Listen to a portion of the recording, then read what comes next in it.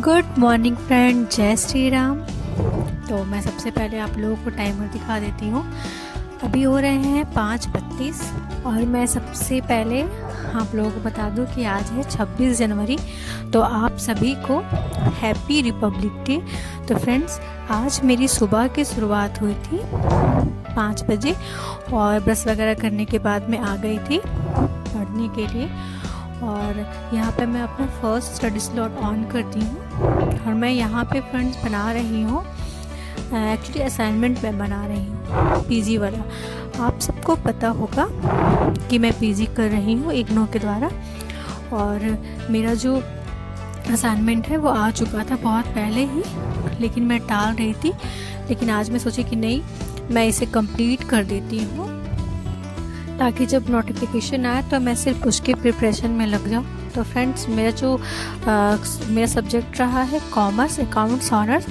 तो मेरे ना अभी फर्स्ट ईयर में पीजी चूँकि 2 साल का होता है, तो मेरे इसमें 4 सब्जेक्ट है और नेक्स्ट ईयर भी 4 ही सब्जेक्ट है। मेरा सेशन 25 से 27 रहेगा। तो फ्रेंड्स, मैं यहाँ पे अपने आगे सबसे बड़ा जो वास्ट जो था ना मेरा जो सब्जेक्ट है, मैं उसी की असाइनमेंट बनाने में लगी हूँ। और मैं आपको क्या बताऊँ फ्रेंड, लिखते लिखते तो मेरी हालत ख़राब हो गई है इतना ज़्यादा। मतलब अगर आप सब किए होंगे इग्नू से तो आपको पता होगा कितना बड़ा इसका असाइनमेंट आता है। आप सबको पता है फ्रेंड, मुझे 40 पेजेस लिखने पड़े हैं। हाँ, लेकिन ठीक भी है, मैं लिख इसलिए ले रही हूँ कि थोड़ा सा माइंड में रहेगा। और देखिए, इसका एग्ज़ाम ना, मेरा जो इग्नू वाला एग्ज़ाम है वो जून में होगा। और मुझे ये भी लग रहा है कि कहीं इसका एग्ज़ाम और इग्नू वाला पीजी वाला एग्ज़ाम और वो एग्ज़ाम कहीं सेम ना हो जाए, एक ही मंथ में ना हो जाए, ये भी लग रहा है। लेकिन देखिए, अब तो खैर जो भी होता है बेहतर होता है, मैं तो यही मानती हूँ। भगवान जी देते हैं उसी को जो कर पाता है। तो मैं उतना अभी टेंशन में नहीं हूँ। तो मैं यहाँ पे सबसे पहले अपना असाइनमेंट वर्क को पूरा कर ले रही हूँ। 4 सब्जेक्ट में कंप्लीट कर लूँगी। उसके बाद मुझे सिर्फ रह जाएगा कि हाँ, मुझे अब बस अब मुझे अपना जो मेरा BPSC TRE 4 वाला है, मुझे उसकी प्रिपरेशन करनी है। इसलिए मैं सबसे पहले सोची कि नहीं, इसे मैं 1 वीक के अंदर कंप्लीट कर लेती हूँ। तो फ्रेंड्स, आई होप आप सब की पढ़ाई अच्छी चल रही होगी। मेरे तो बीच में रुक गए हैं क्योंकि मुझे थोड़ा पीजी का भी देखना है। तो फ्रेंड्स, मैं यहाँ पे ना लगभग 45 45 मिनट ही पढ़ पाई हूँ, क्योंकि आज ना मुझे जाना है लंच बनाने के लिए। क्योंकि आज बाबू के स्कूल में ना कहा जाता है कि बच्चों को लंच दे करके ही भेजना है, क्योंकि वो आएगा उसी टाइम पे। तो यहाँ पे मैं बनाऊँगी सत्तू की रोटी और टमाटर की चटनी। तो और बाबू को उसी सत्तू की लिट्टी बना करके दे दूँगी। क्योंकि ना मेरे जो मम्मी है, आज मम्मी को भी जाना है स्कूल। एक्चुअली जो मम्मी है ना, वो हाई स्कूल की टीचर थी, अभी वो रिटायर्ड हो चुकी हैं। और पापा जो थे वो कॉलेज के लाइब्रेरियन थे। तो उन्हें भी आज जाना होता है 9 बजे और बाबू को जाना है 9:30 बजे। तो मैं यहाँ पे सबके लिए बनाने के लिए आ गई थी ब्रेकफास्ट और बाबू के लिए लंच। तो मैं उसी की प्रिपरेशन में लगी हुई हूँ। तो क्योंकि सबको जाना होता है ना फ्रेंड, तो मैं क्या ही बोलूँ, हम हाउस वाइफ को ना फ्रेंड, चाहे फेस्टिवल हो ना हो, हम लोगों का सारा दिन एक ही समान होता है कि जल्दी से। हाँ, लेकिन ये भी है कि ऐसे होता है तो ठीक भी है, वरना आप ही सोचो कि एक ही चीज़ में ना कंटिन्यूटी रखोगे ना, तो वो माइंड ना काम वर्क नहीं कर पाता है लगातार। इसलिए मैं सोचती हूँ कि थोड़ा सा ये ब्रेक हो जाता है हम लोगों के लिए फिज़िकली एक्टिविटी। क्योंकि पढ़ाई जो है मैं बैठ कर करती हूँ, आप देखते हो उसमें कि सब कोई बैठ कर ही करते हैं। तो फिज़िकली एक्टिविटी भी हो जाता है कि हाँ, थोड़ा सा उठ लिए, थोड़ा सा माइंड भी ये हो गया, सबसे बात कर लिए, थोड़ा सा माइंड भी फ्रेश हो जाता है और काम भी हो जाता है। तो मैं यहाँ पे आ गई थी फ्रेंड्स अपने सेकंड स्टडी स्लॉट के लिए। और चूँकि अभी ना बाबू को मैं वहाँ सारा प्रिपरेशन कर लिया, आटा गूँथ करके रख दी थी और बाबू का लंच बना दी। क्योंकि मम्मी पापा का टाइम नहीं हुआ था जाने का, तो वो बोली कि हम लोग थोड़ी देर के बाद खाएंगे। तो मैं आ गई थी यहाँ पे अपने सेकंड स्टडी स्लॉट के लिए और मैं लिखना स्टार्ट कर दी हूँ। अभी फ्रेंड, मैं ये लिखने के बाद ना फिर मैं बाबू को खिलाऊंगी, उसे रेडी करूँगी, वो नहाएगा, फिर वो सबको पैर छू। आपको पता है फ्रेंड, मैं उसे बोलती ना कि जाओ सबके पैर छू लो, तो वो इतना बदमाश है कि मैं आपको क्या ही बोलूँ। भगवान जी को प्रणाम करेगा। सबका पैर छूने बोलोगी तो एक ही हाथ से नहीं होता है, एक हाथ से ना 2 उंगली निकाल करके पैर छू लेता है। कभी कभी क्या करता है, बहुत नटखट हो गया है फ्रेंड, मैं आपको क्या बताऊँ, बहुत ज़्यादा नटखट हो गया। कभी कभी कहेगा कि तुम दोनों पैर को ना एक साथ रखो, हम एक ही 2 उंगली से ना ऐसे तुम्हारे पैर को टच करेंगे तो प्रणाम करेंगे। मतलब मैं क्या बोलूँ, इतना नटखट हो गया है फ्रेंड, बहुत ही ज़्यादा। हाँ लेकिन मतलब उसके बिना तो खैर घर इतना शांत हो जाता है। तो फ्रेंड्स मैं यहाँ पे अपने सेकंड स्लॉट को पूरा कर ली हूँ और मैं आप सबको दिखा रही हूँ जलेबी, क्योंकि आज है रिपब्लिक डे, तो जलेबी तो बनता है ना। तो आप सबको हैप्पी रिपब्लिक डे। तो फ्रेंड्स मैं यहाँ पे आ गई थी, चूँकि आप सबको जा चुके थे, तो अब बच गए थे मेरे हस्बैंड और मैं, तो वो नहीं खाए थे, तो मैं उनके लिए आ गई थी पराठा बनाने के लिए।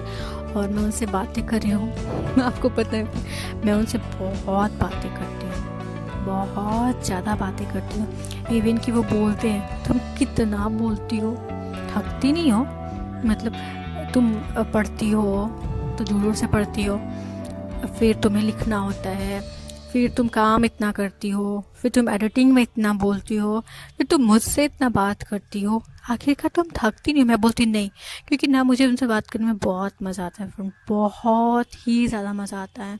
क्योंकि मुझे लगता है कि ऐसी जीवन में मेरे जीवन में ऐसा कुछ है ही नहीं जो मैं उनसे नहीं बता सकती। मैं उनसे अपना फ्रेंड, क्योंकि मेरे यहाँ पे ना कोई, मतलब यहाँ पे मेरा कोई फ्रेंड नहीं है, बस एक ही फ्रेंड है जिसका नाम है प्रियंका। उससे भी मैं कभी कभी बात करती हूँ, मतलब महीना 2 महीना पे ऐसे। तो मैं किससे बातें करूँ, तो मैं उनसे ही सारी बातें करती हूँ, अच्छा बुरा, मैं किसके बारे में क्या सोचती हूँ, मेरे लिए क्या सही होगा नहीं होगा, और मैं उनसे ही राय लेती हूँ। इवन कि मैं अगर झगड़ा भी करती हूँ तो उनसे झगड़ा करके मैं उनसे ही पूछती हूँ, तो वो बोलते भी है कि अरे रूठी हो तो कम से कम ढंग से रूठो तो। लेकिन मैं क्या करूँ फ्रेंड, ऐसा आदत हो गया ना कि मैं बिना बोले रह ही नहीं सकती। और पता है फ्रेंड, मैं जितना ज़्यादा बोलती हूँ ना वो उतना ही कम बोलते हैं। और मेरा जो बेटा है ना वो भी बिल्कुल मेरी तरह हो गया है, वो भी बहुत बोलता है और हम दोनों मिलकर के उन्हें बहुत परेशान करते हैं। तो वो बोलते भी हैं कि तुम दोनों मिलकर के ना बहुत तंग करता है। लेकिन आपको पता है कभी कभी हम दोनों ना चुप हो जाएंगे ना कि हाँ अब हम लोग नहीं बोलेंगे, तो पता है क्या बोलेंगे, क्या बात है आज बहुत शांति है, कुछ बात है क्या। तो मतलब हम लोग बोले तो भी वो परेशान होते हैं, ना बोले तो वो और परेशान होते हैं। हम लोग बोलते हैं तो आप ही ना बोले थे कि मत बोलिए, तो बोलते हैं अच्छा नहीं बोलो, तुम लोग नहीं बोलते हैं तो वो ज़्यादा टेंशन है इसलिए तुम लोग बोलो माँ बेटा। और हम लोग उनसे ढेर सारी बातें करते। इवन कि मैं और बहू है ना, उनको मतलब वो आकर चुपचाप से बैठ जाएंगे, और ऐसा नहीं कि वो बोर होते हैं, हम दोनों की बातों से वो भी इंजॉय करते हैं, उनको वो भी मज़ा आता है। बोलते तुम दोनों बोलते हो तो मेरा टाइम कैसे पार हो जाता है पता ही नहीं चलता। मैं अपनी स्टोरी बोलती हूँ, वो अपना स्टोरी बोलता है। और वो जब स्कूल से आएगा ना तो अभी मैं ही उसे लाने के लिए जाती हूँ, स्कूल से पहुँचा देते हैं मेरे हस्बैंड और लाने के लिए ना मैं जाती हूँ।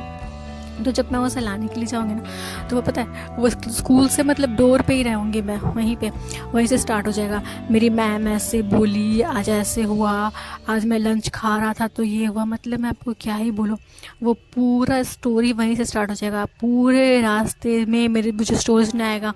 मुझे ना उसके मैं हेयर कट करवा दी हूँ तो बोल रहा मुझे ना वो टकलू बोल दिया, देखो ना ऐसे कर दिया। मतलब मैं क्या ही बोलूँ। और पता है वो पूरा इंजॉय करेगा कि हाँ ऐसे वैसे दीदी से। तो मतलब क्या ही बोलूँ मैं कभी कभी बोलती हूँ तुम कितने बोलते हो, तो मेरे हस्बैंड बोलेंगे कैसा लगा, देखो तुम्हारा ही फोटो कॉपी है, तुम बोलती हो तो ये भी बोलता है, अपने बदली में बोलती हो कि बोल रहा है, सोचो हम तुम दोनों कैसे झेलते हैं। तो मतलब बहुत हंसते हैं, बहुत मस्ती करते हैं फ्रेंड्स। मैं उन्हीं से ढेर सारी बातें करने में लगी हुई हूँ, क्योंकि ऐसा कम टाइम होता है कि हम दोनों मतलब ऐसा मौका मिलता है, इसलिए मैं आज पूरा खुल करके उनसे बातें करने में लगी हुई हूँ। तो फ्रेंड्स मैं यहाँ पे अब दोपहर के खाने में लग गई हूँ बनाने के लिए, क्योंकि मुझे ना आज ब्रेकफास्ट नहीं करना था, क्योंकि मैं बहुत सारे जलेबी खा चुकी हूँ और अब मेरे स्टमक में बिल्कुल भी स्पेस नहीं बचा है। तो मैं यहाँ पे सोची कि चलो लगे मैं दोपहर के लिए भी खाना बना ही लेती हूँ। तो मैं यहाँ पे बनाने लगी हूँ लौकी की सब्जी, दाल चावल, धनिया पत्ता की चटनी। और चूँकि मम्मी आज भरता भी मम्मी बना, सुबह में मैं आलू बॉईल की थी ना तो मैं रख गई थी, तो मम्मी उसी का भरता बना दी, तो हो गया दोपहर का खाना। तो फिर मैं उसी के बनाने में इसको बनाने के बाद फिर मैं चली जाऊँगी अपने स्टडी के लिए, क्योंकि अभी तो बाबू के आने में टाइम है। बाबू आता है 2 बजे और अब तो हो गया है कि अब उसकी छुट्टी होगी 2:30 बजे, क्योंकि अभी मौसम थोड़ा सही कर रहा है ना, तो मतलब हो गया है कि बच्चों को 2:30 बजे छुट्टी मिलेगी। तो 2:30 बजे आता है तो मुझे और परेशानी होती है, क्योंकि मैं ना इधर कर पाती हूँ ना उधर कर पाती हूँ, और मुझे लाना जाना पड़ता है सो अलग, क्योंकि मेरे हस्बैंड को जिम जाने का टाइम हो जाता है, तो वो जल्दी लंच करते हैं और फिर बोलते हैं कि जाओ तुम ही ले आओ, क्योंकि उनके पास टाइम नहीं होता है अभी, तो मैं ही जाती हूँ उसे भी लाने के लिए। थोड़ी परेशानी और बढ़ जाती है। देखिए अब कब तक टाइम ऐसे रहता है, जब तक टाइम सही नहीं हो जाता है स्कूल का, तब तक तो परेशानी रहेगी ही। तो फ्रेंड्स मैं सोच रही हूँ ना कि मतलब मैं अपने एनसीईआरटी को कंप्लीट कर लूँ। तो देखिए आप लोग, मेरी एक सब्सक्राइबर हैं, वो पूछ रही थी कि दी आप पॉलिटी कहाँ से पढ़ रही हैं।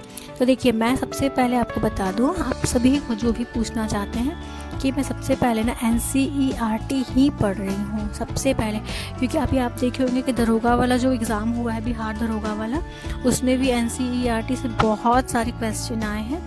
तो आप सबको पता है कि लेवल क्या होने वाला है। तो मैं सोच रही हूँ कि सबसे पहले मैं एनसीईआरटी को बहुत अच्छे से कर लूँ, उसके बाद ही मैं आगे बढ़ूँ।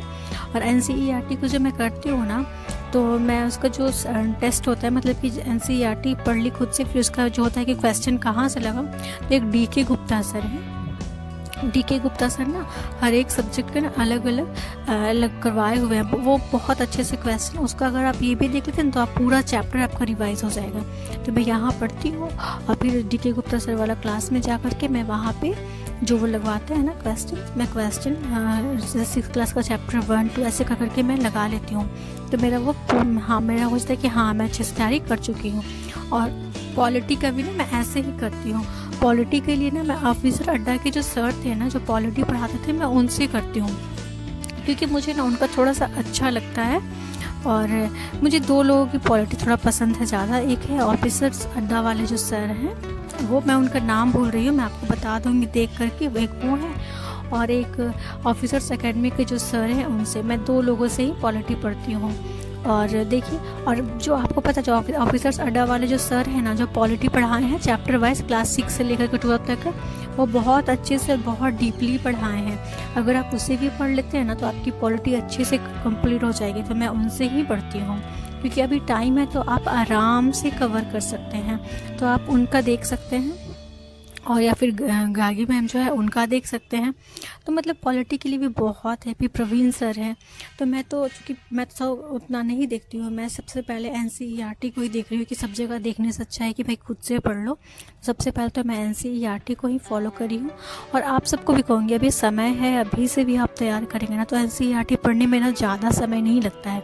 आप एक दिन में एक जैसे क्लास 6 के बुक को आराम से कंप्लीट कर लेंगे, क्योंकि ना उसमें एक स्टोरी है, जिससे आपको लगेगा ना कि मैं एक स्टोरी बुक पढ़ रही हूँ, उस तरीके से। तो आप भी स्टार्ट कर दीजिए, आपको बहुत मज़ा आएगा जब आप उसे पढ़ेंगे। तो आप सबको मैं कहूँगी कि उसे स्टार्ट कर दीजिए। और ज्योग्राफी के लिए, ज्योग्राफी तो मेरा आप सबको पता ही है कि मैं हैंड नोट्स बना चुकी हूँ, तो मैं उसे पढ़ रही हूँ। और जो मुझे जो सर जो दिए हैं, अमित श्री सर केजीएस में जो मैं क्लास ली थी, उनका नोट्स है वो।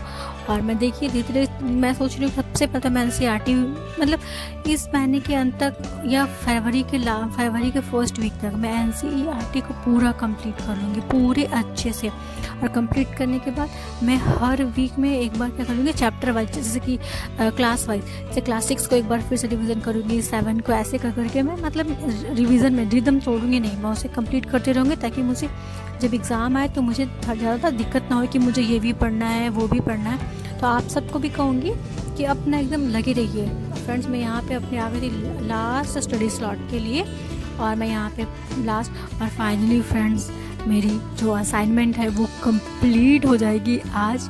तो फ्रेंड्स मैं बहुत खुश थी कि मेरा असाइनमेंट आज कंप्लीट हो जाएगा। तो फ्रेंड्स अगर आपको मेरी वीडियोस पसंद आते हैं, स्त्री की उम्मीद को चैनल को थैंक यू सो मच इतना ज़्यादा प्यार देने के लिए। मेरे 100 सब्सक्राइबर हो गए हैं, तो आप सबके सपोर्ट के बिना ये संभव नहीं था। तो आज मैं 4 घंटा 52 मिनट पढ़ पाई हूँ, लगभग 5 घंटा। Thank you so much. और फ्रेंड्स मैं जो दिखाती हूँ रियल दिखाती हूँ, आपको मैं डेट भी दिखा दे रही हूँ कि आज कौन सा डेट है, मैं एक ही दिन का दिखाती हूँ।